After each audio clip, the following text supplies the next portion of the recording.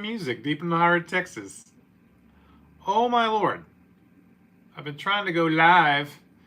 I've been trying to go live from the desktop, and the desktop is not cooperating.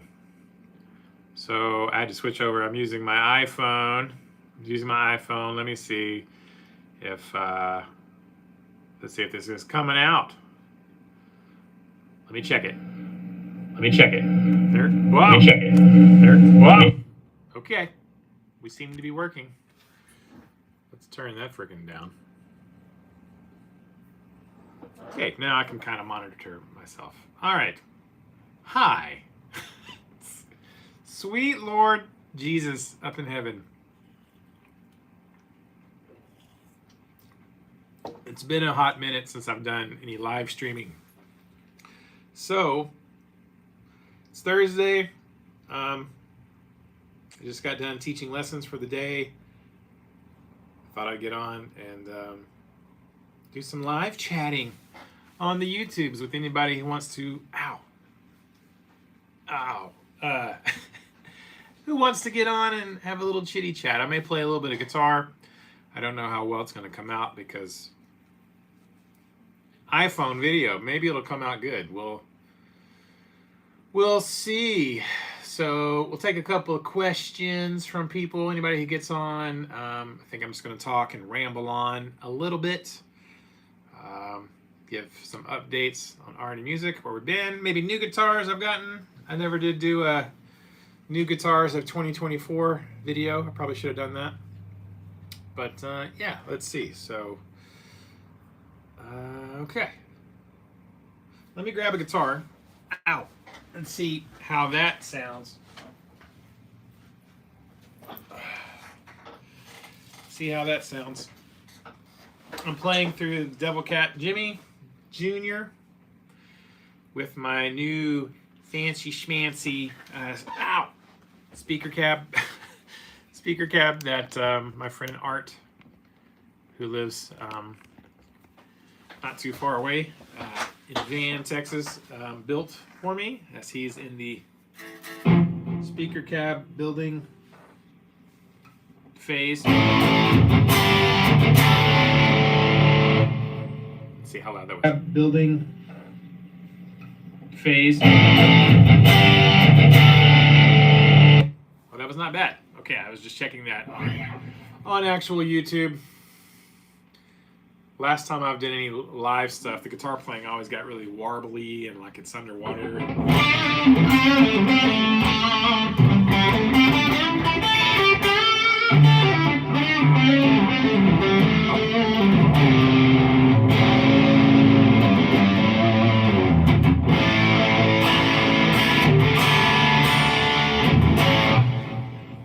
Y'all let me know if that sounds okie dokie. All right, let's get that back going. All right, updates, RNA music updates. We are still here. If y'all saw my last video, well, the last video was about the new speaker cab that my friend Art built. The video before that was kind of an update, like a life update where we've been for the last however long. You know, family stuff. My dad was real sick. Lots of medical problems with my dad, and then he passed away. I'm gonna not cry on screen, but yeah, and so that was a big part of the last 6 months, probably, of life being super busy for the RNA music family, and of course now I'm still taking care of after funeral things and business, and there's just a lot of stuff to do regarding my dad, and then plenty of stuff with our own lives, with my wife and kids, and what we have going on outside of teaching. So we're, all day long we're here teaching music.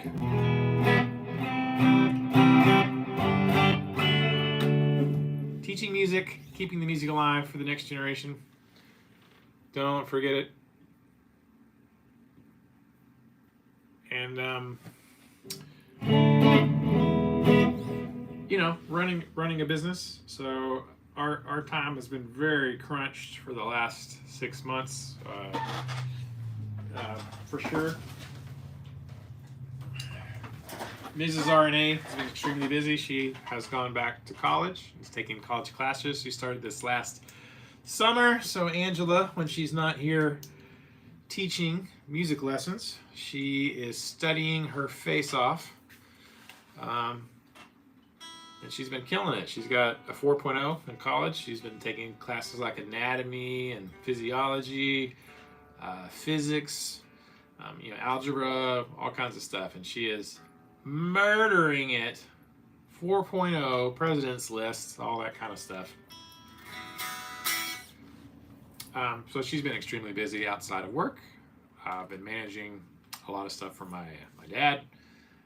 And yeah, here we are. So there hasn't been a lot of YouTube stuff. And,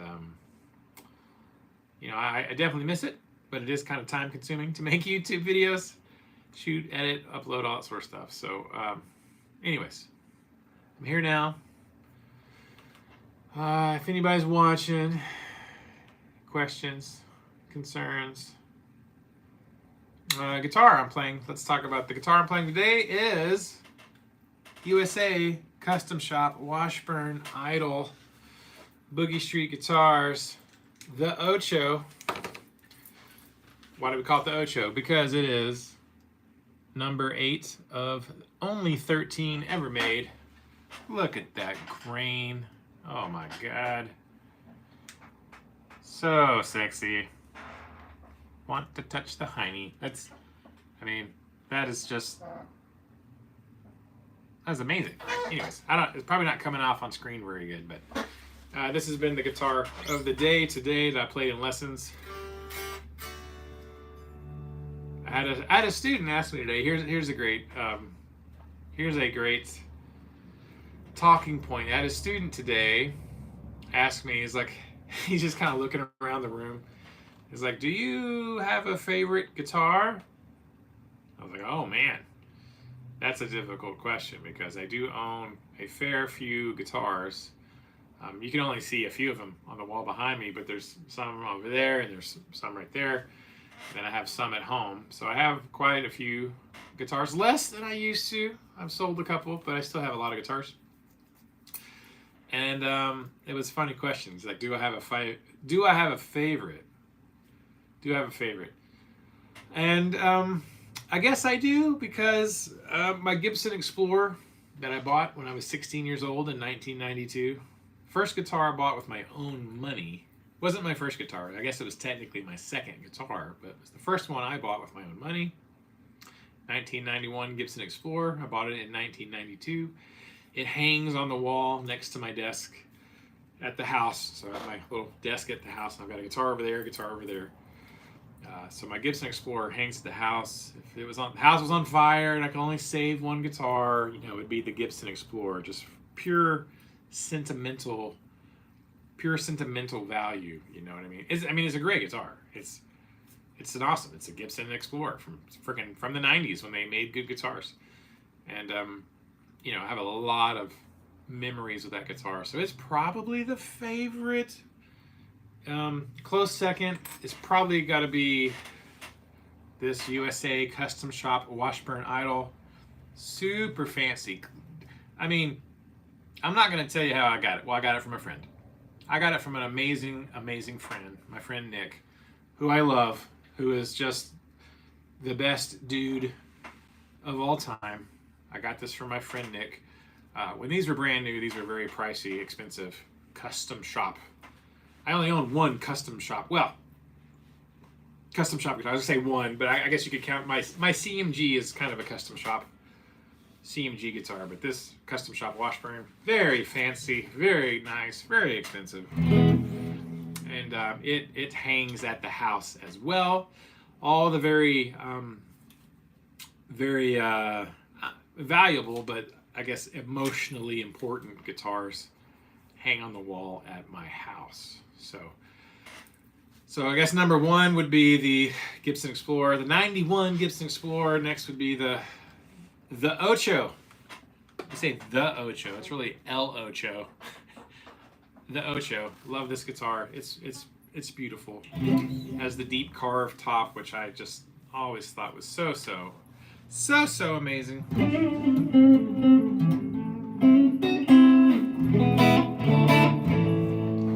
How's that sound? So amazing.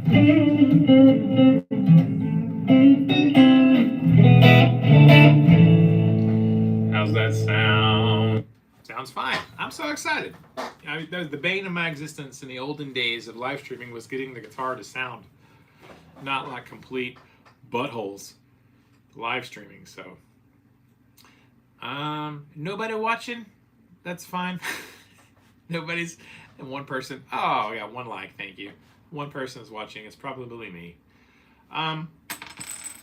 So that's kind of the important. I'll show you the other guitar, probably third place right now of favorite guitars.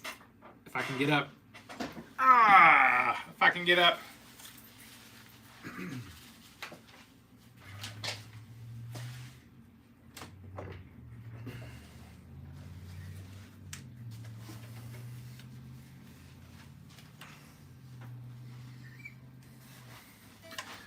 If I can sit down. is the Epiphone Silver Burst Flying V. I got from my friend Adam Lamar. Amazing dude who had the band Warefoot. It was my favorite Texas rock band. Warefoot, heavy metal, doom metal. Still love Warefoot. Still love all their songs. My buddy Adam. Wonderful guy. Love Adam. It's fantastic. Anyways, he was paring down his guitar collection in 2024. He was like me. He probably had more guitars than probably he needed.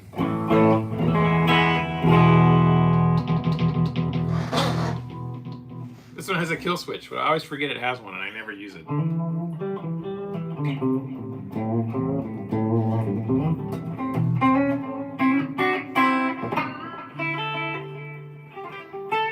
Anyways, I've been playing the Silver Burst Flying V a lot ever since I got it from Adam. Number one, you know, he played it in Warefoot, and I loved all their music. I've always wanted a V. I've always wanted one for a really long time. I mean, I guess since I was a teenager, I just never got one. And for the longest time, I wanted a, because my Gibson Explorer, the 91, is like a dark cherry. I say wine red, but it's not really wine red. It's technically a dark cherry, I guess. And I have a dark cherry 1996 Les Paul Standard. It hangs at the house opposite of the Explorer. But I've always wanted the matching Flying V that would match the Gibson Explorer. That's always been something I've wanted. I've just never made time to make it happen. But I got this thing, and man, I stinking love this. I love it. The neck on this is a bit wider and chonkier than a normal Flying V. So it takes a little getting used to.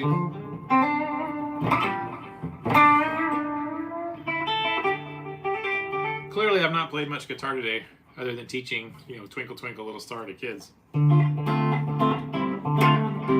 Lots of piano lessons today and drum lessons. Today was a big drum lesson day. So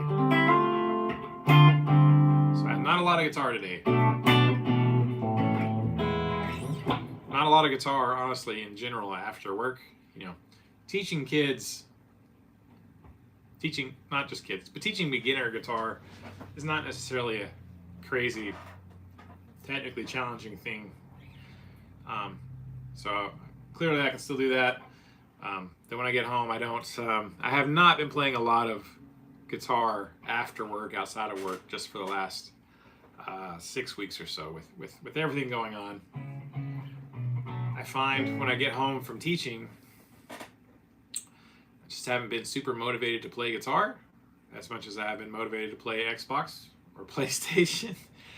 That's kind of mindless unwinding, you know, blowing stuff up on Xbox, MechWarrior 5, Cyberpunk 2077, Red Dead 2, stuff like that. I haven't played a lot recreationally, I would say. I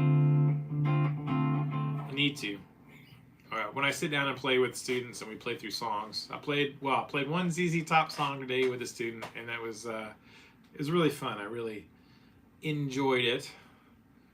But so many other things going on before and after work. Playing has kind of taken a back burner a little bit for the last several weeks. Warning about the glove.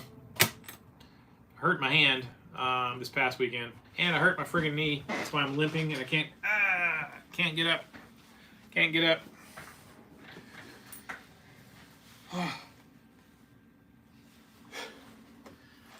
Freaking knee brace. So I hurt myself. Too much physical labor this last weekend. Ripping down fences, cutting down tree limbs with a pole saw and stuff, picking up heavy things, moving it, putting it down. So I hurt my hand and I hurt my friggin' knee. 49 years old. That's what happens when you turn 49. Stuff starts hurting, I guess.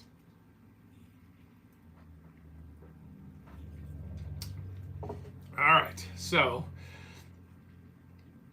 let's see if we got any questions in the chat. I'm not seeing any just yet. Let's go. Oh, so back to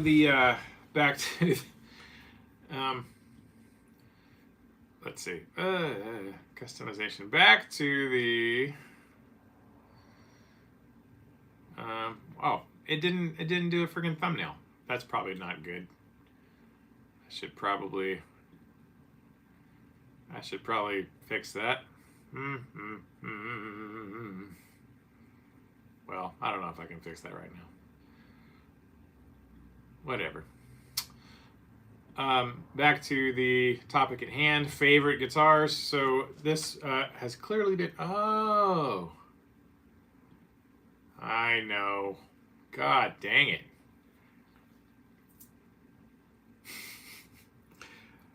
Brilliant, Ryan. That's, yeah. Visibility. I've been streaming to private. It was like unlisted live stream. That's fantastic. Great. All right, so maybe now we'll get some questions. See, it's been so long since I've done a live stream. Been so long since I've done friggin' live stream. I forgot how to set it up. All right. Well, maybe now we'll get some questions and stuff. Sweet grandma's pies. That's just stupid. Okay. So let's fix that. Public.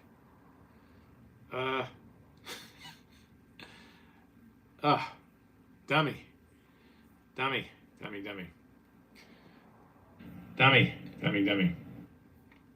There we go. Yay. Okay. Now we're cooking with gas. Okay. I thought, man, does nobody watch our channel anymore? God dang it. I just really messed this whole thing up. No, you got to put, you got to set your live stream to public and not to private. So good Lord. All right. I think we're in business now. Son of a gun. Okay. Great. Now I can go back and re-talk about what I've been talking about for the last 15 minutes. So if you're watching the replay, there's going to be a lot of repetition of commentary here. Alrighty. Okay. So I was talking earlier about, I had a student today ask me, do I have a favorite guitar? And yeah, I mean, I have a lot of guitars, probably more than I need. Well, surely more than I need, but my favorite guitar is probably my 1991 Gibson Explorer that I bought when I was 16 years old in 1992. Saved up all my own money for my first job. Bought a freaking Gibson Explorer because freaking James Hetfield is a boss. So it hangs on the wall at my desk at home. The house was on fire. Could only save one guitar. It'd be the 1991 Gibson Explorer. That is my baby. I don't necessarily play it all the time. It plays great still. It's a wonderful guitar, but it kind of stays at the house next to my desk. Good Lord. Yeah. Thanks, Anthony. It was a friggin' nightmare trying to get the live stream to work. Wouldn't work on the desktop for forever. It was glitching on the desktop. Working on my phone, finally got it set up, but it defaulted to streaming to... It was streaming to like a private unlisted thing. So yes, we're getting to that. So the first guitar I would say would be my 91 Gibson Explorer. Oh, holy crap. Favorite guitar. The second favorite guitar. Let's rehash this. Ha! The USA Custom Shop Washburn number 8 of only 13 made. It's called the Ocho. Technically El Ocho, I guess you would say. The Ocho, we call it, or I call it the Beast. The Beast. Look at that. Thick, fat buddy. Yeah, I can't sell it, Anthony. This is not for sale. I cannot sell this one. So ever so often you will see these pop up. There's only 13. This one is not for sale, nor can I ever sell it. That was sort of one of the conditions upon my acquisition of this guitar, is I cannot sell it. You said one day. So yeah, so the second guitar, if you could only save 2 guitars if everything's on fire, would be this. So I got this from my friend Nick. I love Nick. He is such a just a wonderful, wonderful, wonderful human being. And I loved this guitar from afar for a very long time. And then Nick one day,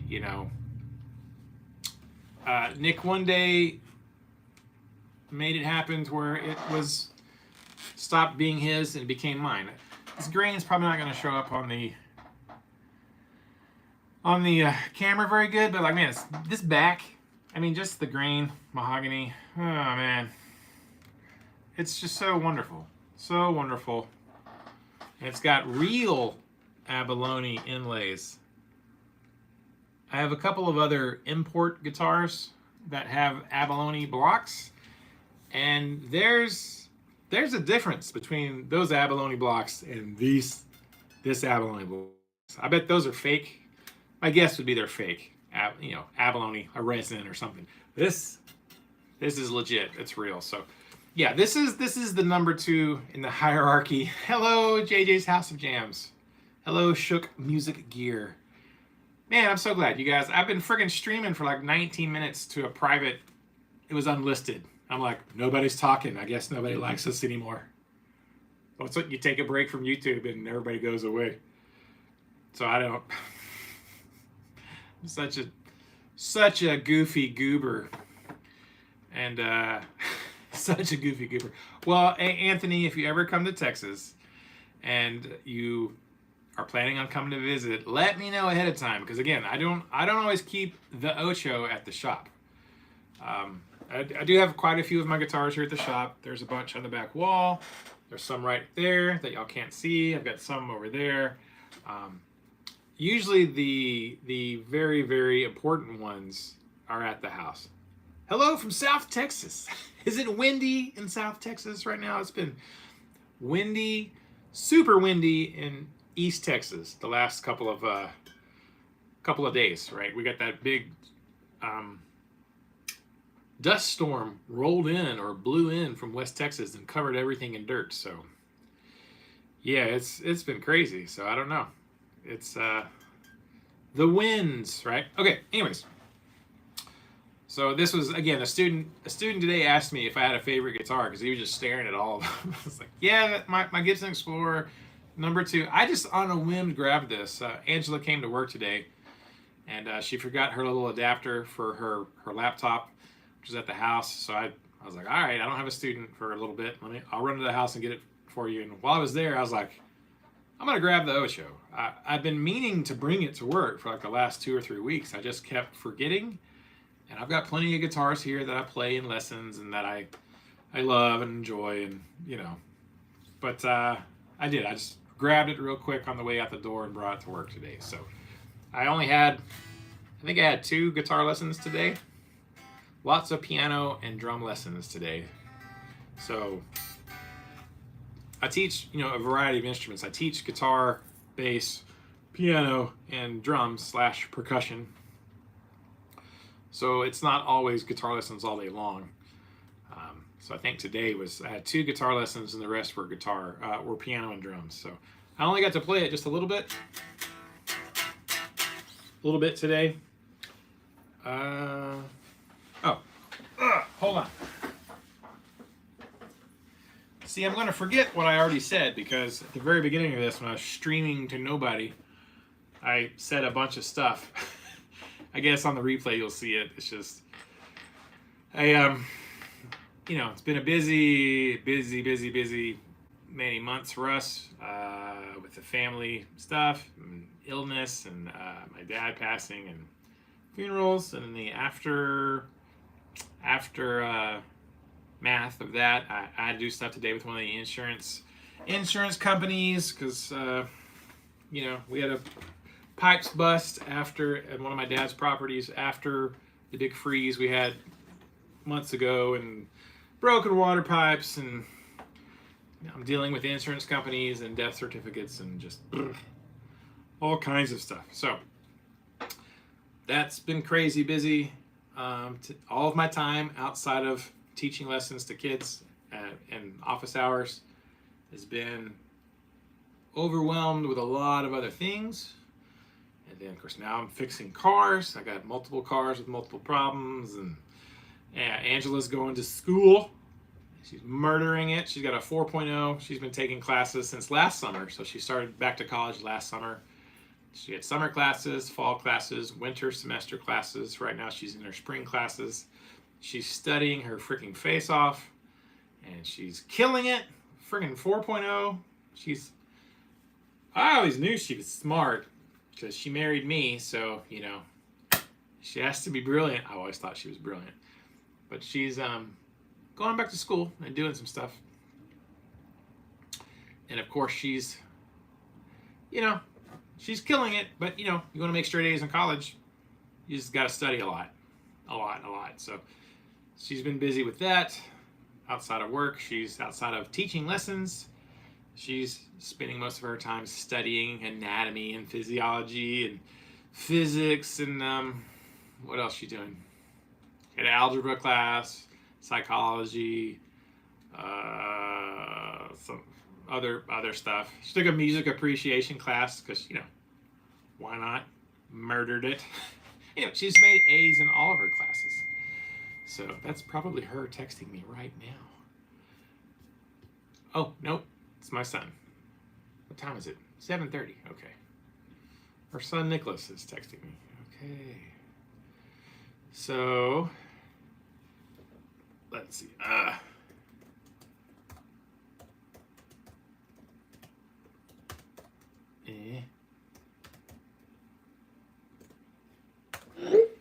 Right, so we've been busy. She's been busy with that. Of course, we have our lives outside of work and school. She is studying to get into a sonography program, medical program, which is extremely competitive, very difficult to get in. They only take a minimal amount of people every year, like 14 or 15 people, into the program. There she is. But she's killing it. So the goal, hopefully, is to get into this program. But outside of that, she's want to echocardiogram. Yeah. Outside of that, she's working on getting her associate's degree, associates of science, and then probably a bachelor's of science and all of that. Because she never got to finish when we were younger. I finished my degrees. I have an associate's of arts in music, and I have a bachelor of music degrees. And she never got to finish. I love the stinking V. So I was getting to that probably recently when my student was asking favorite guitars. It was the Explorer, and then the Washburn. And then after that, it just kind of depends on the day as far as which guitar I want to play. But for the most part, since getting the V from Adam Lamar, so standing, it's great. It's just right there. We're right in just normal playing position.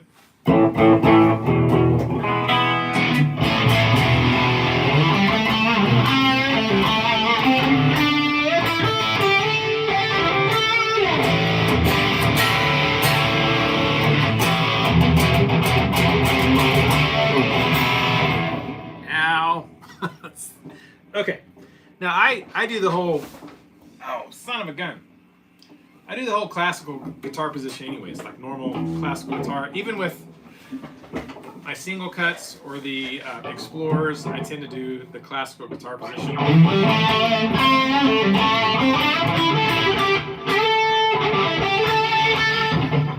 And that's the optimal position for a flying V. I mean, straps, right? But I mean, this is the optimal position for any guitar. If you're actually going to play kind of, higher up on the neck, not just in your first 4 or 5 frets, anything technically demanding, the V, well, classical position is the best thing. Now, if you can get a, the trick to this classical position is you need a footrest for your left foot. If you got any weights laying around, waiting to be picked up, use a weight, prop up your left foot, boom, you're ready to go. You do need I suggest strongly a footrest. You can buy a classical guitar like footrest. I used to have one, and then my son Nicholas, who's 6'8", stepped on it and crushed it like a bug because he's a magnificent giant of a man, right? But a footrest, getting your left foot up.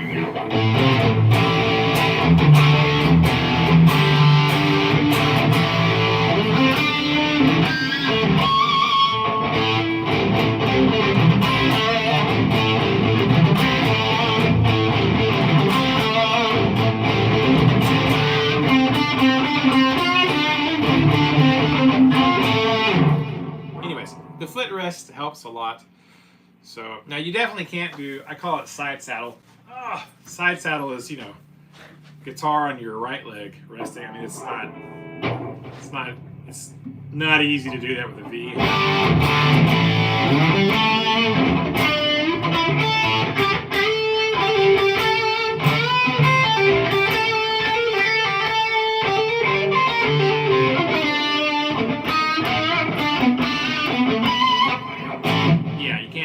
Side saddle with a V too well. You're kind of regulated to classical guitar position with a V. But again, I try to play the majority of my playing these days in the classical position. When I was younger, I did the whole side saddle thing because I sat down all the time playing. And then I went to a party, friend's house, took my amp and my guitar, decided to stand, because if you're playing in front of people or jamming in a band, you don't sit, you stand. And then, so when I stood up, my muscle memory was all jacked up. So that didn't work too good. Ugh. I'm not gonna remember what I said earlier when I was, I thought I was live streaming, and I was, but it was to a private group. It was set to, private.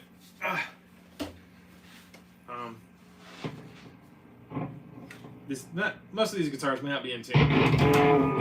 The only guitar I've really played today is the Washburn. Okay, yeah. So when I was a kid, I was always right leg side saddle.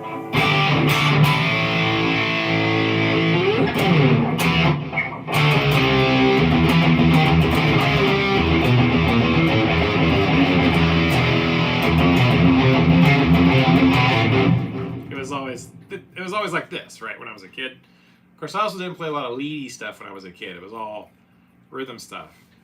But, I get used to playing like this, and then when I finally, hi, Angela! When I finally went to go stand to play, ow, you don't stand and play like this. Like this is not playing position for standing. It's not a very good one. When you're standing, you got the guitar in front, angled up. This is like a standing playing position.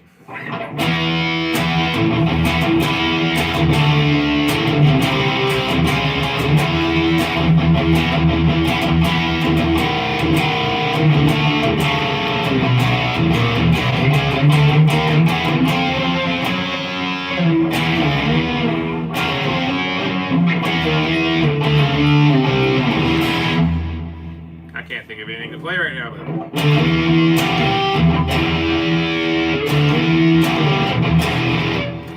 right. So I think the point is to maintain your sitting position and your standing position, keeping the guitar in the same area, like doesn't screw up your muscle memory, which is what I did when I was a young player.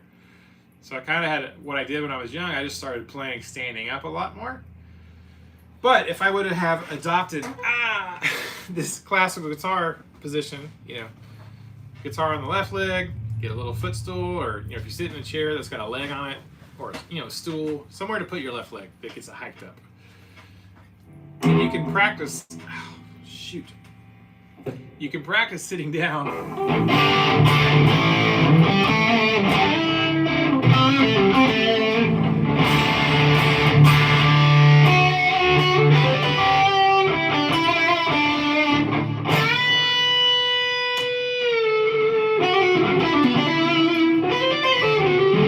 You can practice sitting down, and when you stand, it's the same. So.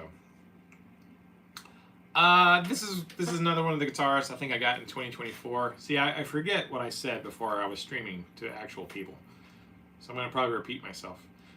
The glove, I don't know if I said this or not to you guys. Hurt myself last weekend. We were doing a lot of manual labor last Thursday, Friday. Well, I don't know how many weeks we've been doing a lot of heavy lifting and cleaning up and cutting things down and all kinds of stuff. So, I hurt my hand, I think, with the pole saw. I had not a chainsaw, but just a saw on a pole, and I was like freaking cutting down limbs. So I think that's where I hurt this hand, pulled a muscle or did something to my thumb, just gripping the freaking pole saw, chopping down limbs that are probably really too thick to be cut with a pole saw. that ain't a chainsaw. And knocking down fences, wooden fences, and carrying heavy things. And so, I hurt my knee as well. That's what you do when you're 49 years old. You do heavy lifting things, and then you hurt yourself. So I can't bend my knee very, very good. That's why I'm groaning when I get up and sit down like an old guy. But it legit hurts. It's not just because. So. Yeah, I always try to adjust the playing position to whatever's going on. All right, so favorite guitars, Gibson Explorer, Washburn. Lately, it's been the Silverburst Flying V I got from my friend Adam Lamar. I love Adam. He's just the best dude. Just the best dude in the world. Wrote some of the best Texas heavy metal I've ever heard. And I got the V from him when he was paring down his guitar collection. I actually got the Silverburst Thunder Horse from him as well. This is one of Adam's guitars, and he was kind of getting rid of almost everything that was not a Telly. And he was going to sell it, and I'm like, I want it. This was a Warefoot stage guitar that he played, and number one, I just love Explorers. I don't want to gig with my Gibson Explorer, but I would play his Thunder Horse at a gig. So I've got the Silverburst V, the Silverburst Explorer. Got those in 2024. I have acquired no guitars in 2025. No 2025 guitars have been acquired, but I kind of went a little bit overboard in 2024. I got the Les Paul Studio Premium Plus. Was one of the 2024 guitars I got. I've already sold it to my friend Art, who's the guy who built me the custom snakeskin cabinet. Oh, awesome, Anthony. Great. Since I got that silver V from Adam, I'm like, oh my God, I want more flying Vs. You just feel like when you're playing a flying V, you just feel super awesome. It's just I don't know. I just feel like a real guitar player. So no, I cannot. Can't sell the Ocho. It was part of my deal with Nick. Part of my deal with Nick is I don't get to sell it. I can't sell it. Forgot what I was saying. Yeah, so I did. I got that Les Paul Studio Premium Plus in 2024, but I sold it to Art because Art has been looking for a Les Paul, and with Les Pauls, you can't just buy a random Les Paul. Like you gotta play on it, and you gotta find the right one and all that kind of stuff. And Art really liked that one, and I was like, I didn't dislike it, but I didn't deeply love it. I have a Les Paul Standard at the house, the 96 Les Paul Standard that matches my Explorer. That one's great. I love it. I'm going to keep it. But another 2024 acquisition.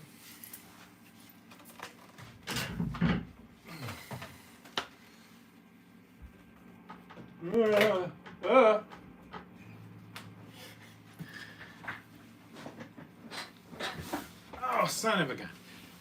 All the Gibsons are hanging right there. You can't really see them from your guys' angle. But one of the other, literally the day after I got that Les Paul Premium, Les Paul Studio Premium Plus, literally the next day we were in Tyler, Texas, and Angela was doing some school stuff. And I walked into a Guitar Center and I found this bad boy, which is what I'd been hunting for all along. Was an Epiphone Les Paul. That the lighting isn't very good here, but this one, I mean, the top super pops. It looks a lot like Billy Gibbons, Pearly Gates, and it's an older one. It's it might be a '99. It was made in Korea though, so it was I have a thing for made in Korea guitars. I don't.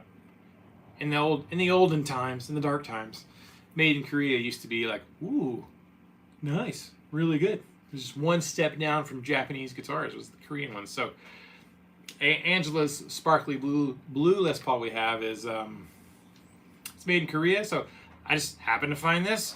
It's not very heavy, which is what I wanted. I wanted some guitars that were lighter weight because of my back and shoulders and being in my 40s. Yeah, I need to tune this. Anyways, so literally the next day I bought this, which is what I've been hunting for, and it just randomly appeared. I'm like, my God, I gotta buy it. And it was stupid cheap. It was like $250. Maybe it's $280. It was like below $300. I'm like, yeah, we're buying that, because that's, at the time I was looking for a stage guitar for the ZZ Top tribute band. Again, because I don't really want to take my Gibsons to a gig somewhere and maybe something happened to them.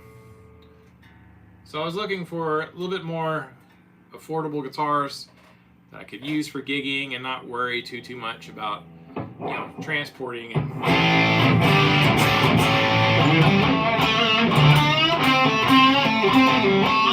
the average person who goes to a show, they're not gonna know. They wouldn't even.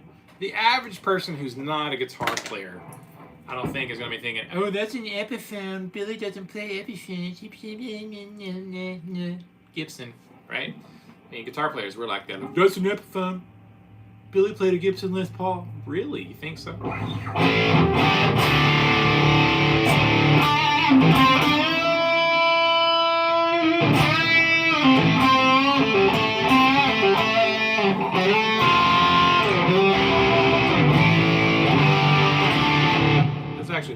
This actually plays really good. I need to play this more often.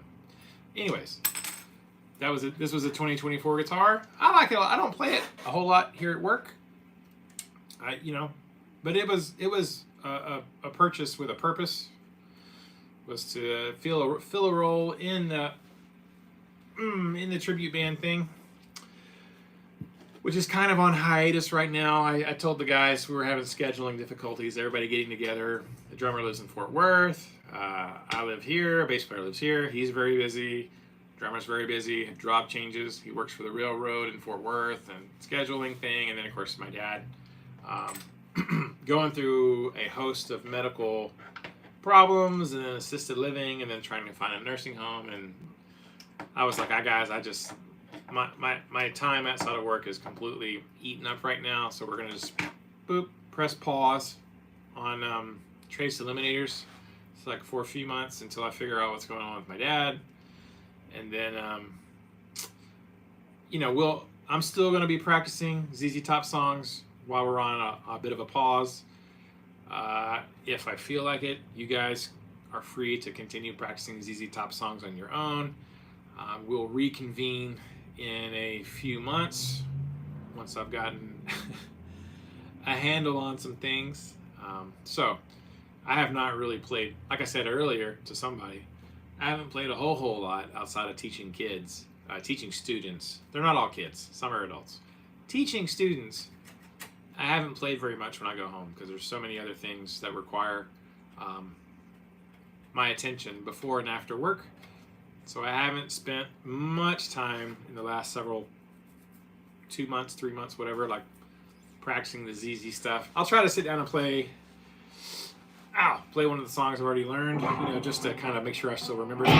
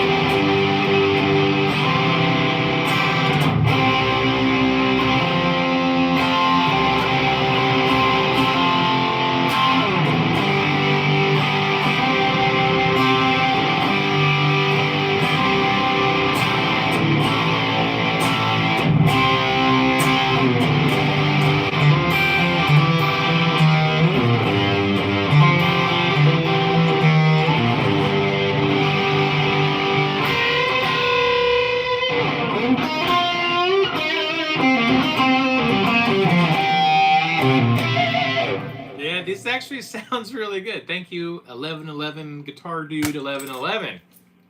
I mean, these are just the stock Korean, made in Korea pickups from '99. It's the Devil Cat Jimmy Jr. Sounds fantastic, but this new speaker cabinet. Let's see if I can turn the camera for you guys. Just, yay! There it is. The Devil Cat, and then the speaker cabinet my friend Art built for me has got it's got the Eminence speakers. It has the Swamp Thing in the bottom, and it has a Texas Heat in the top. So it's a blending, and it sounds freaking awesome. Like in the room, I don't know if it's gonna translate into video, but in the room, man, this sounds sweet. It's a little more fuller and robust sounding than my Devil Cat cab 2x12 has got V30s in it. And I think the Eminence ones are just chonkier. You know what I mean? The V30s are great. There's absolutely nothing wrong with V30s, but yeah, thick. It's just girthy. I'm like, this so good. So good. I really like them a lot. So I'm a big fan. It turned out exactly as well as I had hoped. I watched a bunch of YouTube videos, shootout videos. You can go watch them where they're like, oh, here's an Eminence, here's a V30, here's a Creamback, here's a blah blah blah, here's a all the different comparisons, you know, and it really is quite amazing the difference speaker choice makes in your sound. So we're gonna do Art built his 2 cabinets. He has 2 vertical 12s. One has V30s, one has creambacks, and mine has the Eminence Special Combo. And we're gonna get together. He's probably gonna bring his cabinets here to the shop, and then we're gonna, like, you know, shoot out the 3 cabinets with the same amp head and just kind of compare it. So yeah, but back to the story. This guitar is this was a 2024 guitar. I should probably stop getting up and down, but whatever.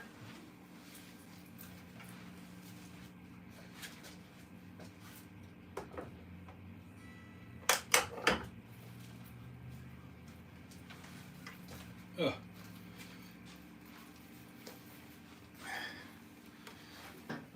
The other one, from 24, is the Wild Audio Blood Eagle. You don't normally want a Blood Eagle. That's kind of a thing you don't want to have happen to you. But yeah, I got this. We saw Zach Sabbath twice in 2024. So in January of 24, we saw Zach Sabbath, the VIP thing. He autographed my camouflage, my camo, Zach Les Paul. And then we had such a great time. It was just really fantastic. The VIP treatment was really wonderful. You know, having Zach walk up to you and give you a big hug, it's just like, I was just hugged by a guitar god. That's awesome. He was really pretty down to earth, you know, with the VIP thing. You know, I mean, I know he does it every single day and every single gig. Yeah. So that was, I've been eyeballing a Wild Audio guitar for a long time. I mean, they are out there with their shapes, right? It's every single Wild Audio guitar has got a pretty crazy shape. I felt like the Blood Eagle, clearly inspired by an Explorer. But I felt like it was maybe the tamest of the shapes. Tamest. I have become really infatuated with maple fretboards on guitars that should not have maple fretboards. Like, I've got a bunch of single cuts, you know, Les Paul style guitars with maple fretboards. You never see that. It's not a very common thing. And I like that you never see that. It's not a very common thing. You also never see Explorers. You also never see Explorers, really, with maple fretboards.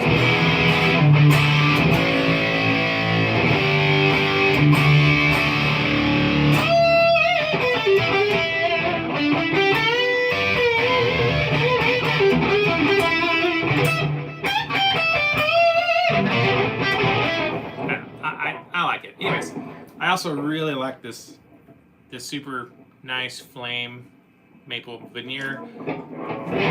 Ugh. That matches the back. There's some autographs. Black Label.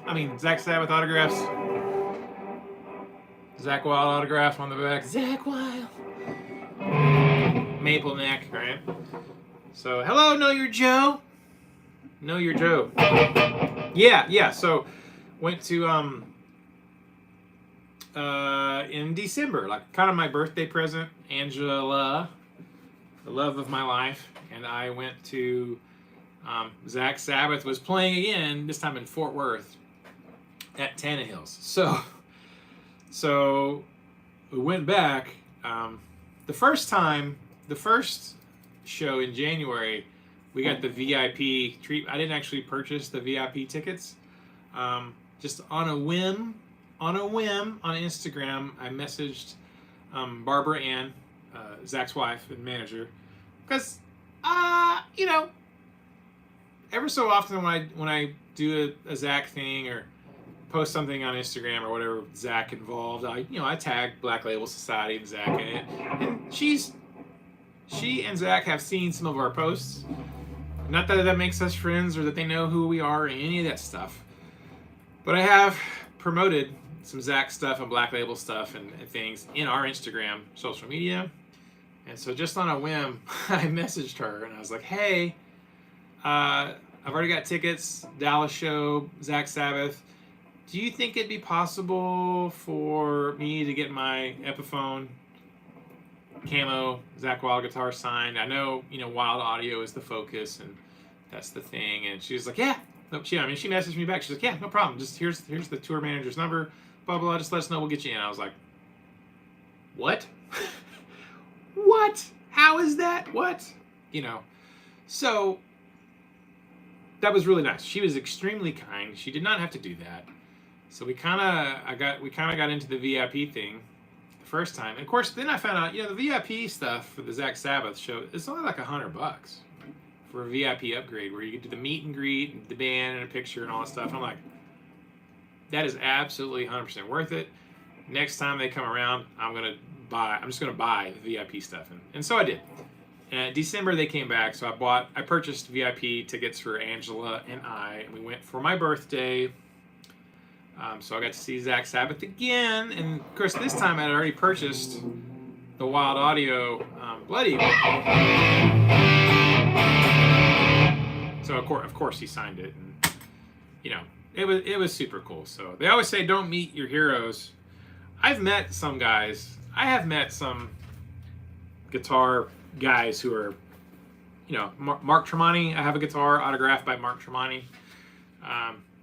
My friend Nick, who hooked me up with Ocho, is friends with Mark Tremonti's guitar tech, and so they are coming through Dallas, and Nick got us, Angela and I, the hookup, so we got to go backstage and watch all the stuff from Mark Tremonti, the club, blah, blah, blah, all the things.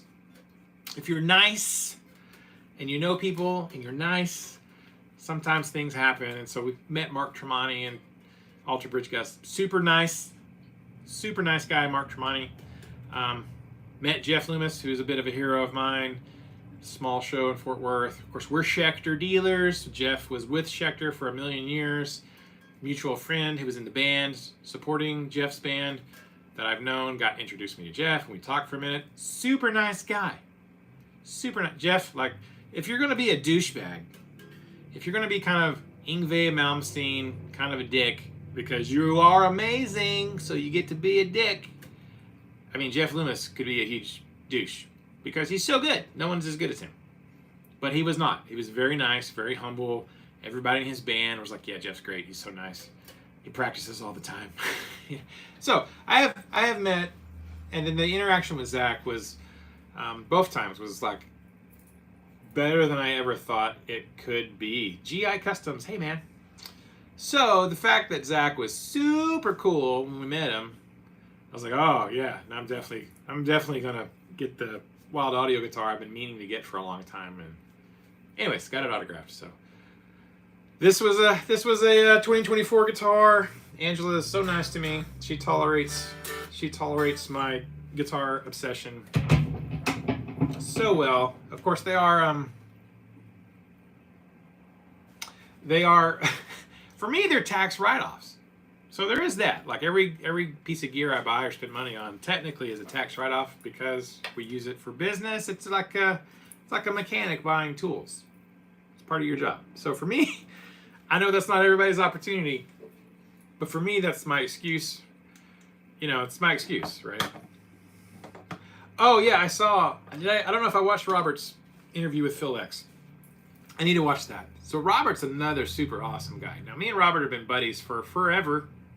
I mean, way back before Robert was anywhere as big as he is now in the YouTube scene. We've been friends for a while, so that's kind of funny. But Robert is super nice. Robert, he texted me the other day, so I gotta say this. I'm not gonna cry, but I gotta say this. Of all the people who checked on me and us after my dad passed, was a lot of my friends that I've made through social media, right? Adam Lamar texted me. He's like, man, how you doing? What's going on? You want to talk to anybody? Call me. Love Adam. Robert texted me and was like, hey man, how you doing? Are you okay? I hope you're all right. Talk to me if you need me. David Walleman. David is just a lovely, beautiful human being. I know David lost his dad, I think last year. and he wasn't able to go because his dad, I think, was in France or Spain or somewhere, and so, and you know, just nice guys, you know. And I'm really baffled that I have friends now. Robert and David are, you know, social media, YouTube, you know, known people. It's not Zach Wild, you know. That's a different thing, but they both were talking about my friend Ike, you know, from Flipside Music in Denver, Colorado, home of the Flipside Blues. Ike was checking on me. Now Ike and I have hung out in person so many times, and Angela and the boys and I went to Denver, and we stayed at Ike's house and as a family little vacation. And then I've gone back to Denver and done stuff with Ike, and so I love Ike. He's like a brother. He's like the older bitter bass man, like my friend Paul. I love Paul. My best. I always say Paul is my best friend. Angela is my best friend. I was telling her today, she is my best friend, like hands down, easily best friend ever. Paul, the bitter bass man, he still lives here in Canton. Paul would, you know, he's in a second place behind Angela as best friend, and I love Paul. And he lost his dad last year too, and so we, you know, we talked about it. So Paul was at the funeral. Like, Paul came to the funeral, had dinner with us afterwards, and you know, but I think Paul was only like local, you know, like here in Canton friend, but everybody else was, you know, David's in Colorado, Ike's in Colorado, Robert Baker's in Nashville, you know, Adam Lamar's in Austin, and I know I'm missing some other people, but you know, it's just really interesting that you know, you guys, and like Instagram, Facebook, you know, I made my video a couple weeks ago talking about what happened, you know, just the outpouring from all you guys on YouTube who just watch our goofy, you know, YouTube channel, just the condolences and everything. It was just really pretty interesting that how big and how small the world is, and the connections that you make. It's just interesting, you know what I mean? I mean, people in my hometown who've known me my whole life, known my family my whole life,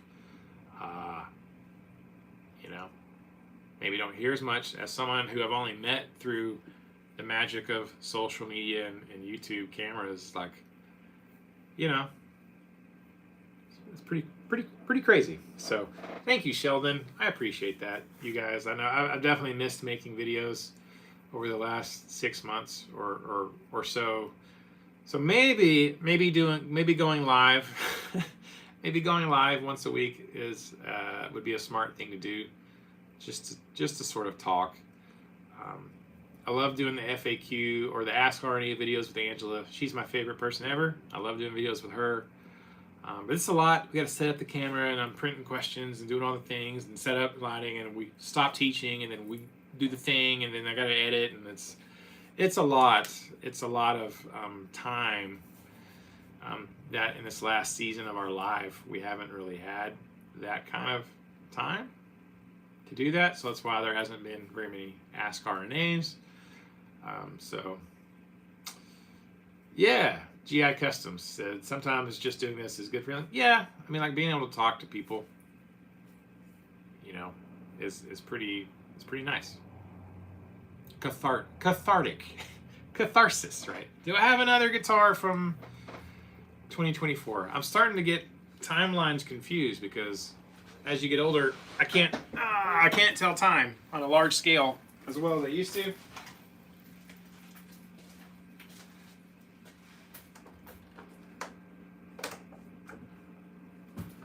I think I got this one. No, this one is another one. This is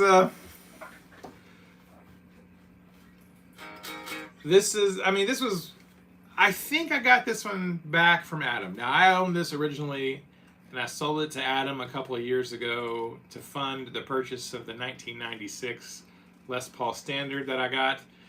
And he played this in Warefoot. He played this when he was in the Skate Nigs. It's a couple of music videos. And he recorded Skate Nigs' album with it.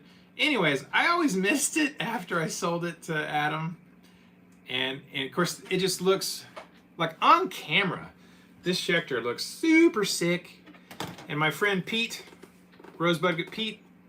Pete, he's a barber now, but Pete made me this plexiglass pickguard cover. So this is a very unique. There's only one of this. People always ask, where can I get that pickguard? I'm like, you can't. My buddy Pete made it, and he's not making these for the public. But if you have a friend who can buy some plexiglass and cut it out, it's not really that hard. If you are kind of crafty, it's not really, I mean, I assume. I've never made anything out of plexiglass.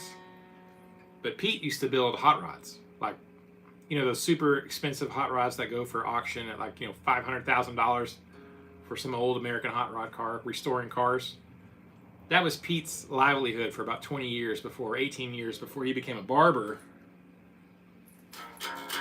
So, you know, cutting a piece of plexiglass to fit a guitar, it's not really that big of a deal compared to building frickin' $500 million hot rods, right? Anyways, when Adam started paring down his guitar collection again, because he's always like, hey, if you ever want to buy it back, I'll let you know. So, oh, son of a gun. So I did always kind of miss it after I sold it to Adam. And I think I might have got this early of 24. Might have been end of 23. I don't know. At some point, I got 3 guitars from Adam Lamar, I think in 2024. This one was previously mine, so I just kind of got it back.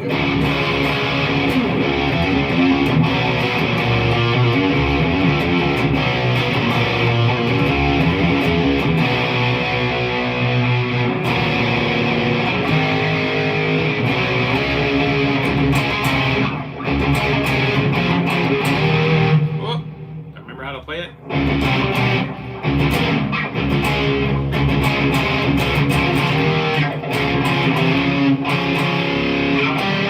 I forgot how to play my own music.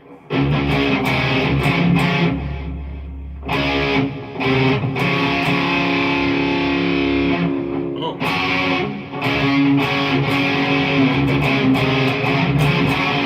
Oh, there it is. How do you forget to play your own friggin' songs? Dastardly Dave in the house.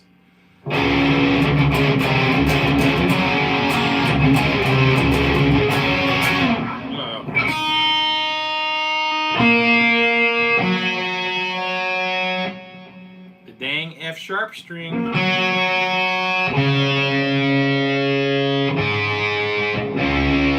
Because they're in drop C sharp.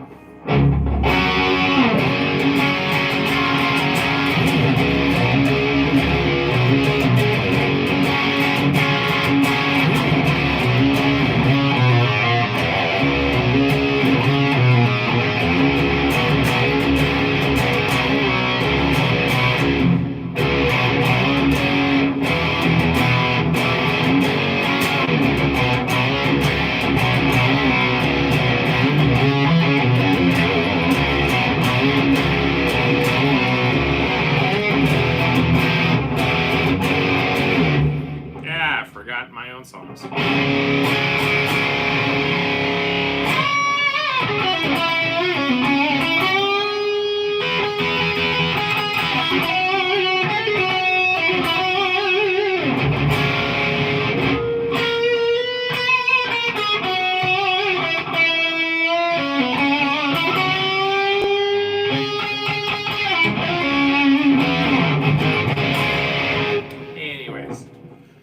Got this one back from Adam. Didn't really regret selling it right away. Oh, okay. I didn't regret selling it right away, but after a while I kind of did. But I'm super glad I got the Gibson 1996 Gibson Les Paul Standard, and this kind of helped. Selling this to Adam helped me get that guitar. So, all right, Angela's asking me to show y'all her new guitar Lele. Gonna have to talk amongst yourselves. Coffee talk. It's my coffee. Is it too late in the day for coffee? I have to go all the way to the other end of the building to get her guitar Lele.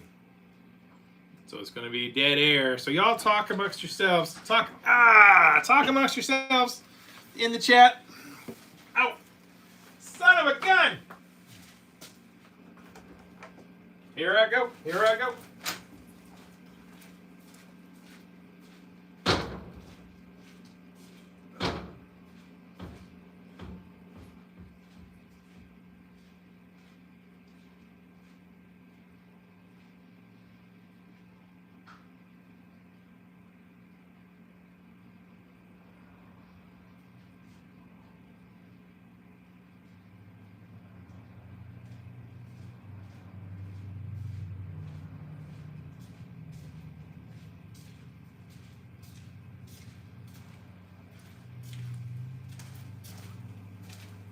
Ha! Guitar shillelagh time. Ow! Oh, it's in tune. Nice. Okay.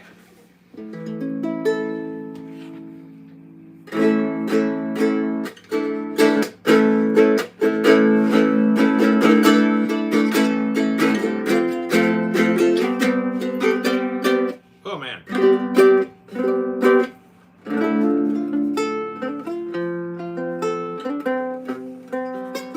Oops.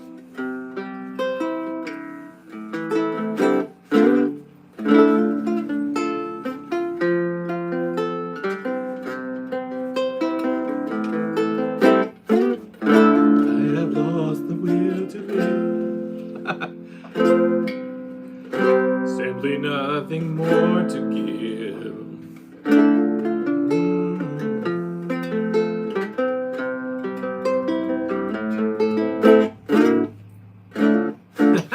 Yeah, so it's a ukulele. You know, the ukulele has only got 4 strings, so it's tuned. I mean, the first, second. My dog has fleas. My dog has fleas. So the top 4 strings are normal ukulele strings. They just added on 2 more. I don't know what the tuning is. Angela, do you know what the tuning is? I mean, the normal ukulele tuning. And you've got 2 more. I don't know what it's tuned to. It's just ukulele tuning. I guess I can find out. So, A,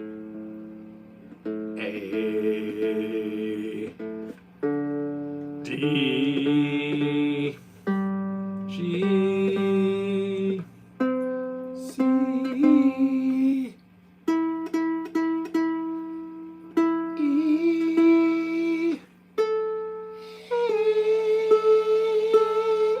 Okay, live from Argentina. That's super awesome. YYJJ. See? A, D, G, C, E, A. Well, there you go. We were at the Evil Empire Guitar Center a couple weeks ago. It was a couple weeks ago, Angela. And I owe her like 15 more ukuleles. Easily.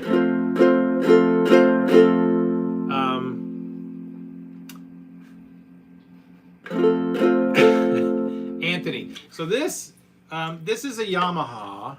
We are not Yamaha dealers. It's a Yamaha Guitar Lele GL1, and it was pretty cheap. I want to say it was like $110, 110, 120 maybe for Valentine's. Kneecap. Yeah, it was like 100 something, 110, 120 bucks. Guitar Lele. We are Kala dealers, and Kala does make Guitar Leles. I don't know how much the Kalas cost. I think the Kala version of this is more like closer to 300 bucks is my guess without looking it up. We only have ever sold just the basic Kala, just the regular ukuleles. I got Angela a pretty nice concert Kala ukulele that you can plug in and play through a PA system. So I don't know. This Yamaha is the cheapest one you can get. And we don't sell Yamahas, but Okay, yeah, I think it's like $250. Angela's saying for the Kala version of this. This was just, yeah, for like $110. This is killer. I'm sure the Kala is nicer and all of that stuff, but for, I mean, yeah, this is, it's fun. It's fun. She likes it. Oh, what was I playing? I forgot. I played something on it when we first got it. I forgot.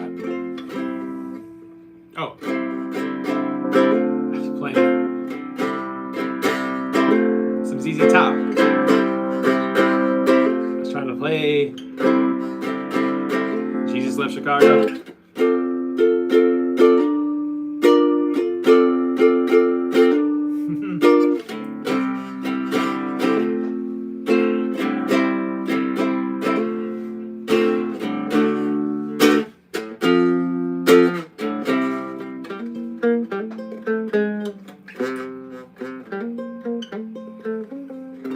It's hard. It's yeah. You just got to get used to the little bitty frets. Yamahas are great. We do not sell Yamahas. We are not Yamaha dealers. It's a little complicated because Yamaha's a big company. I mean, they're friggin' huge.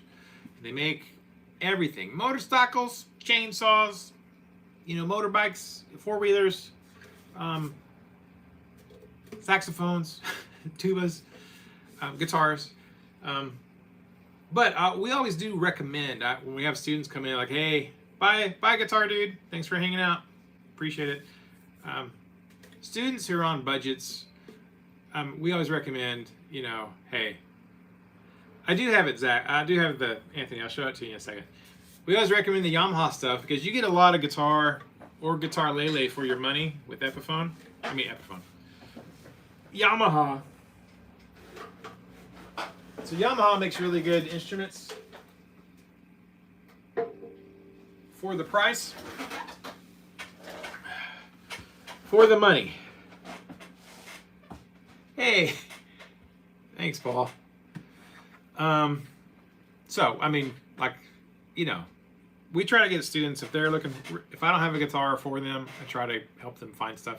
Yamaha's great. I mean, it's a lot of value for the money with Yamaha. They don't necessarily have the name recognition, I would say, as Fender and Epiphone and Schecter and all that sort of stuff, but make great instruments. I mean, they do a really good job. Oh, let me get the camo Zach for Anthony. Oh my gosh. Whoo! Mama pajama. Okay. Ow.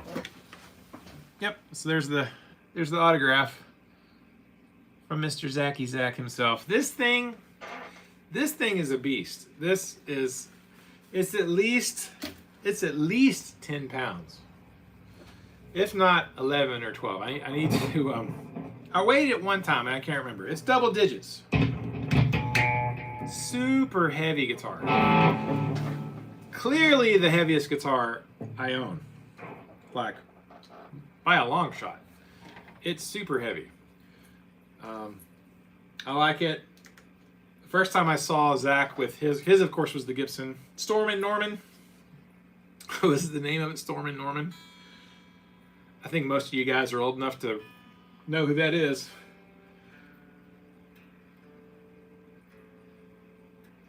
That was the first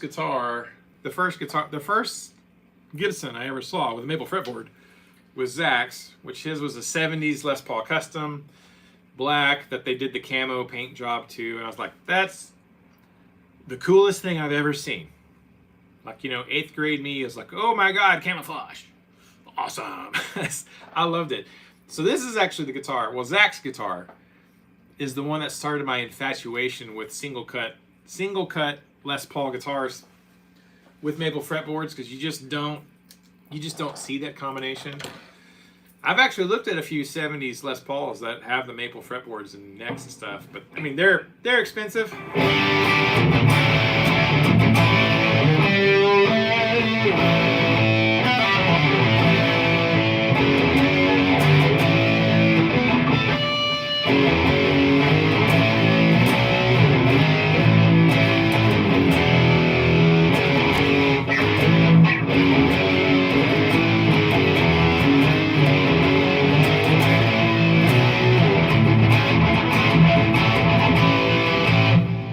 that in a long time.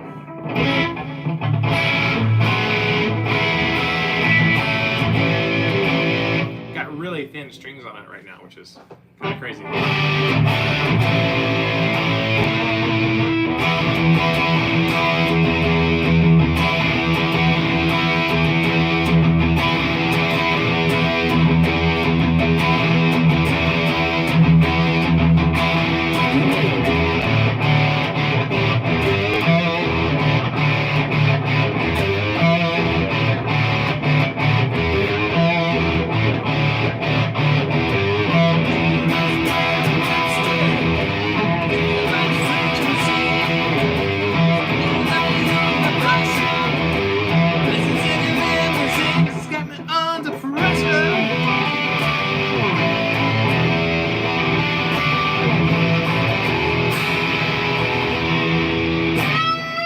Yeah, Stormin, Norman, and Schwarzkopf. Schwarzkopf? Whatever the general was. The general, I guess it was Desert Storm. The first Desert Storm.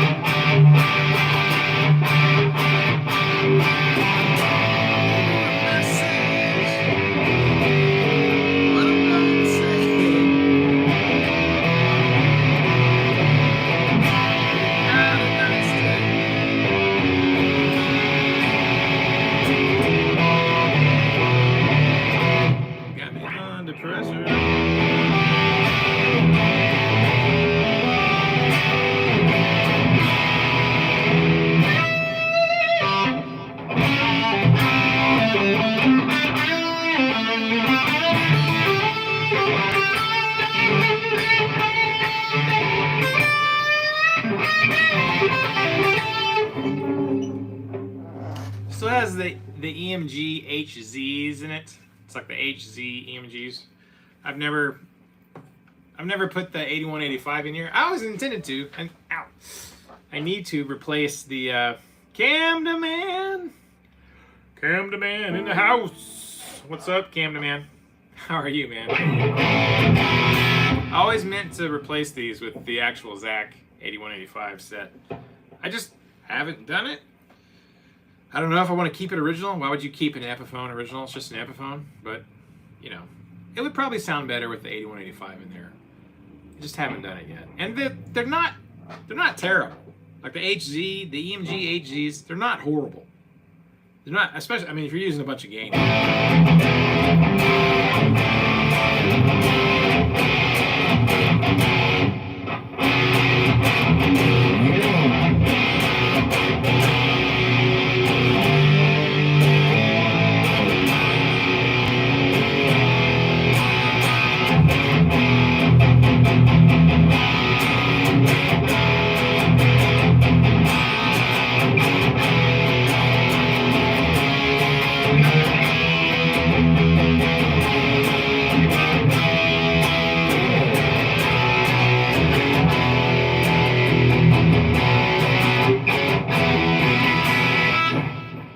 They're not horrible.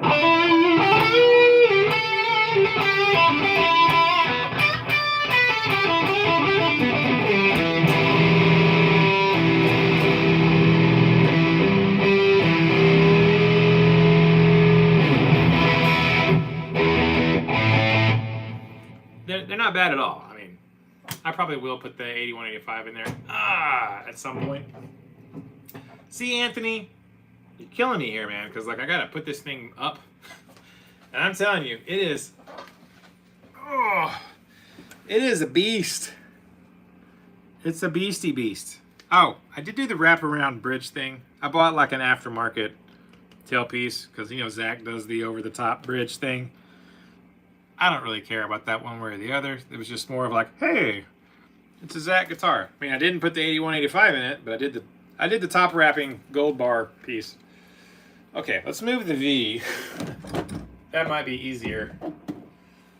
Oh, maybe a little bit. Okay. I can't remember what else is a new guitar.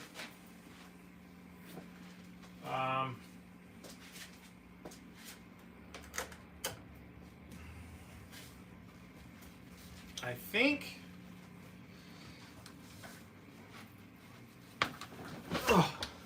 I think maybe the Schecter Solo 2 Custom. That might have been a 2024 guitar. Might have been a 2023. I don't know. I always liked it. As soon as these came out, I was like, ooh, daddy like. And there's a version of this. So this is, of course, transparent black flame. Transparent black burst. Ah, I just love this. Like, this is my favorite finish of all time, is this transparent black with either a quilt top or a flame top. Oh my gosh. Oh my gosh, I love this. Well, they have a maple top, which I kind of want, because it would match the Wild Audio. It's got the same flame, natural maple flame top that the Wild Audio has. Oh, but of course, transparent black is the jam. This thing is not very heavy. It's got a 3-piece. I think this is mahogany. They say this is mahogany, but this doesn't look like mahogany. This is way too light to be mahogany. That looks more like a maple neck, but I don't know. This don't look like mahogany to me, but it's not very heavy, and so I actually really like that a lot. It's got a volute. That's kind of cool. I like it when they put a volute on the neck of a single cut. But I got this. I don't remember. It might have been 23. 24? It might have been 20. No. I'd have to go back and check some emails. Well, or no, check. Maybe, did I make a YouTube video? I don't know. Surely I made a YouTube video about this. But if I didn't, maybe I didn't. But I love single cuts.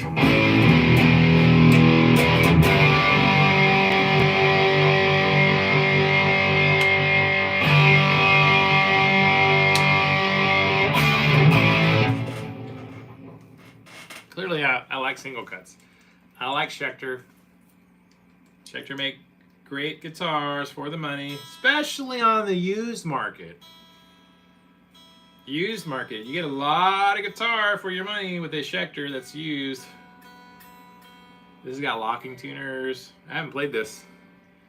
I haven't played this in a couple of weeks. I don't think.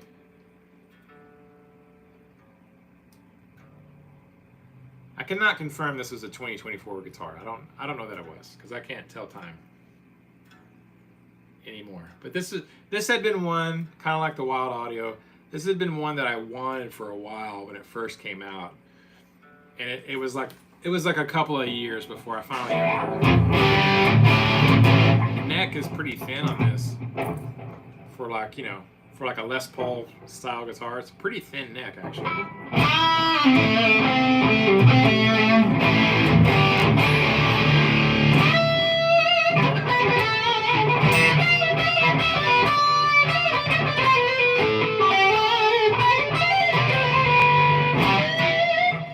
Pretty light strings on all these guitars, because when I was working on the ZZ thing, you know, Billy famously uses really light strings, and I was spending a lot of time practicing, like a year ago, learning.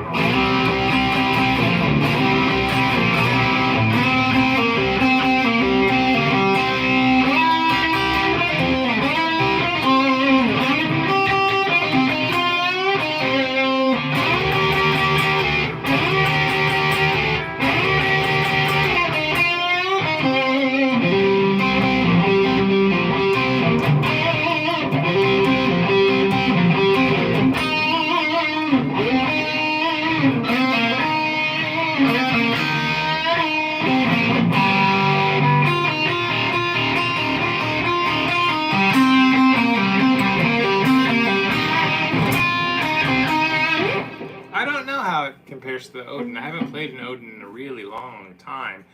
I imagine, because all the wild audio guitars kind of have the same neck, which is kind of a chonky, like our French bulldog chonky neck. So I imagine the wild audio, it's probably got that chonky neck too. So, but I haven't played one. I haven't played one in a really long time. I haven't played a recent wild audio Odin, so. But I do like, they got the bullseye Odin that's got the flame. It's the bullseye, but it's got that flame maple underneath it. This is why am I wearing a glove? It's a compression glove. Going way back earlier, I talked about how I managed to injure myself last week doing a lot of manual labor, like physical manual labor stuff. So like I did something to this joint right here in my thumb and this muscle, that right there, hurts. So like holding a pick, ow, engages that muscle there. So every so often when I hurt myself, I've got these compression gloves, and it's supposedly it's got the what are the copper line, because the copper is magic sorcery material, right? We should make guitars out of copper. I don't know that copper does anything or not, but the compression, it doesn't make it worse. Like, I'm not entirely sure it helps, but I don't know that it makes it worse. I've got some wrist compression things because I've jammed my wrist a few times, so I don't know. The knee is the thing that's really bothering me for like the last week. So I managed to hurt my hand and my right knee at the same time because, whatever. So I guess it helps. I have them for both hands. I actually have two because I've hurt this hand before as well. So I don't know if there's anything to that. It's anecdotal, stuff, but I still haven't gone to the doctor yet because I'm afraid they're gonna be like, yeah, take some Tylenol and ibuprofen and ice it and just get some rest and hydrate. That'll be $200. Like, oh, all right, just rest and ice it and give it time. Soft tissue stuff takes time. I might go to the doctor though. Actually, one of my students today, he's an adult, he's a grown man, and he's like, oh, soft tissue stuff, give it 2 weeks before you go to the doctor. Because it just takes about 2 weeks to recover from stuff when you're in your 40s and 50s stuff. Anyways. Michael Jackson. It's like, I'm a big Michael Jackson fan. Uh-oh.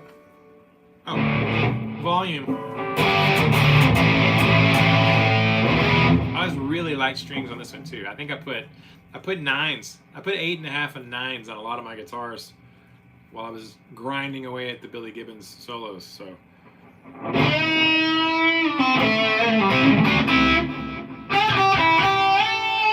mean, it makes it really easy to bend, but it's also easy to, fret them out of tune by pressing too hard. Okay, I'm trying to think if there's any other new guitars. Some guys will do that. Like, these are all the guitars I got in 2024, and I think I meant to do that, but I didn't. I don't know. Yeah. Billy Gibbons. Billy Gibbons. Tony Iommi, same thing. He like really light strings.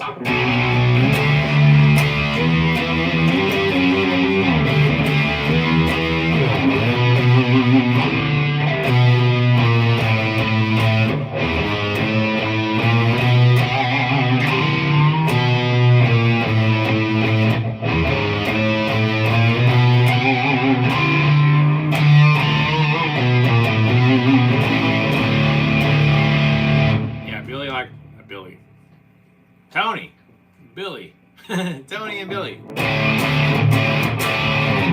actually really like the I kind of like playing. I started going lighter gauge strings so I could play like way more. I could play longer before my hands and fingers were like, hey, you gotta stop.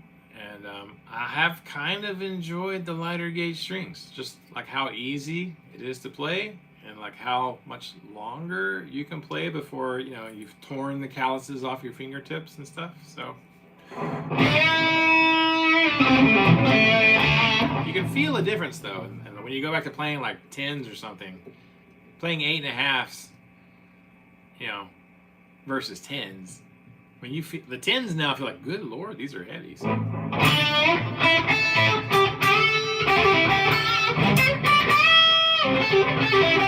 Yeah, I like this Schecter a lot of because it is light. It's not super heavy, and I've got like a crazy wide chonky strap that I made for it. It's like a 4-inch wide, heavy duty 7-ounce leather, 8-ounce leather strap. See if I can stand. But even with the big wide leather strap, it's not that heavy, and I like that a lot because again, like standing in rehearsals, or if you're gonna be on stage standing for a while.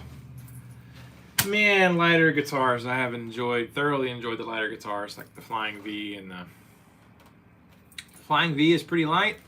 This is pretty light. The Wild Audio is surprisingly light. You think it would be heavier for how big it is and how much wood there is there, but I think the Schecter, the E1 is heavier. I think it's heavier.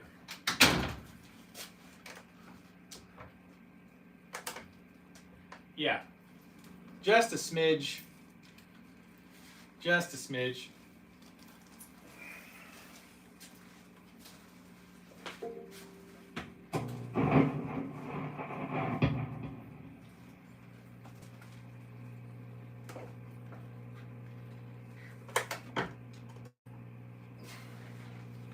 Oh. This one.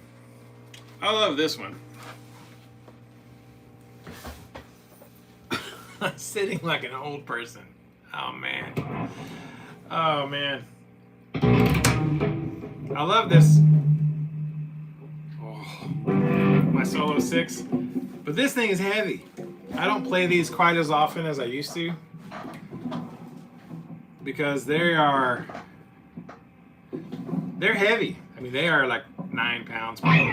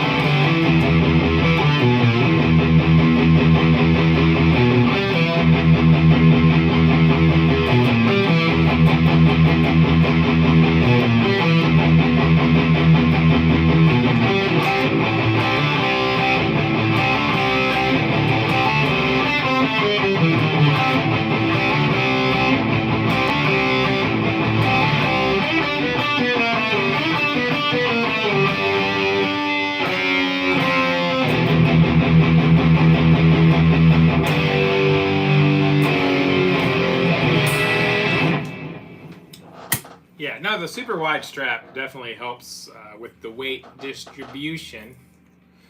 So I mean, that's why I made it. I've got like 2 that I made that are the 4-inch wide, so that definitely helps with the weight. But that Schecter was already pretty light. Anyways, oh my goodness, where am I at on my steps? Oh no.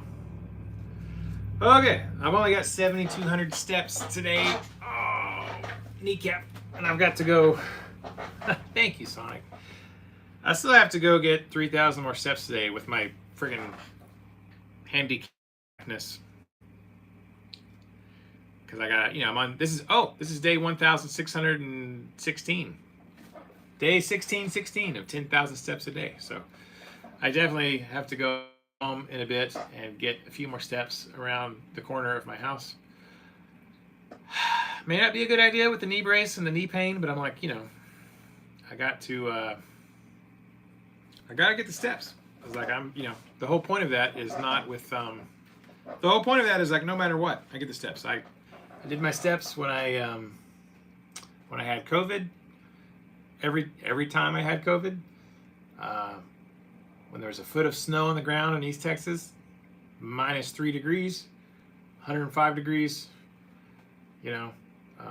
sick, not sick, back pain, no back pain.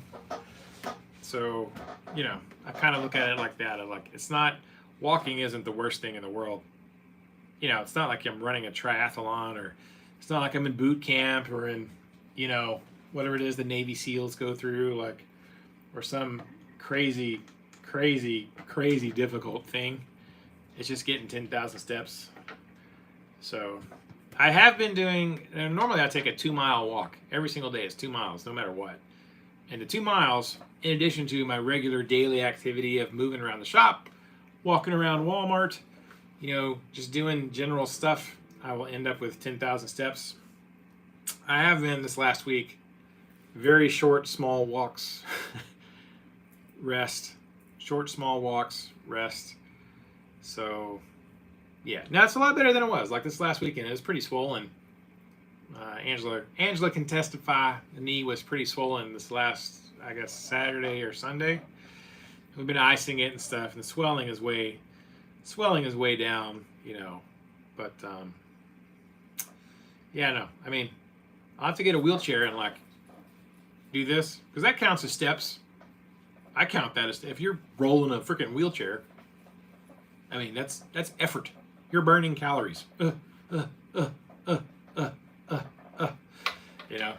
got some crutches. I got some crutches in the garage. So, like, if I have to go out there with crutches, and, like, get the weight off the knee completely, but crutch down the road. We have a student with a broken leg. Broke his friggin' leg skateboarding, as you do when you're an 8th grader and you're skateboarding. He's got crutches, but he's still got to go to class. He's still got to crutch to class. He still has to crutches in here to go to piano lessons. So if I have to go to crutches and get my steps in, I will do that. But anyways, hey, let's go do some shout outs. We got Anthony Thornhill in the house, Sonic Grace, Art L, Art, building my cabinets, Art. Cam Demand, Sonic Grace, Wilbur Trap Repository, Joe Cox, Angela Lawley, Guitar Dude 1111. Let's see, Paul Liu. Who else? Am I missing anybody? Shook Music Gear. Let me scroll back. JJ's House of Jams is in here. Stratosexual. RDT 275. Hey, thank all of y'all. DDPAV. I'm trying to run through and just say, know your Joe. Hey, Joe. Hope you're well, man. GI Customs. Dastardly Dave in the house. Terry Himes. Dastardly Dave. I love that. Dastardly Dave. YYJJ from Argentina. Man, that is super awesome. Thank you for tuning in. Guitar Dude. And I think that was everybody. Joe Cox, man. Thank you, all y'all. I know, I said Angela.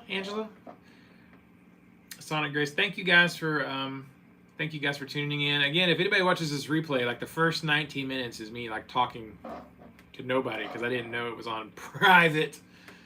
So if you hung out this whole time, maybe go back and watch the first 19 minutes and then tune out. So, oh, Aaron Anthony. Well, Aaron, you're doing freaking 500-pound deadlifts, Aaron Anthony. I see your Instagram and your Facebook stuff. Freaking, you also jumped out of airplanes. So I do have. Here's what's not funny, but here's what's interesting. On this knee, that's giving me problems. I've got a bone fragment in there. We found it, 10 or 15 years ago. I don't know.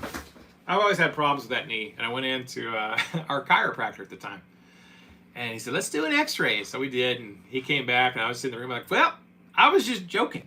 I was like, "Am I all in one piece?" And he's like, "Not really." I'm like, "What?"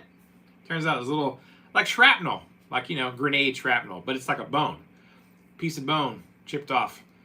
So I've got a bone frag floating around in my kneecap.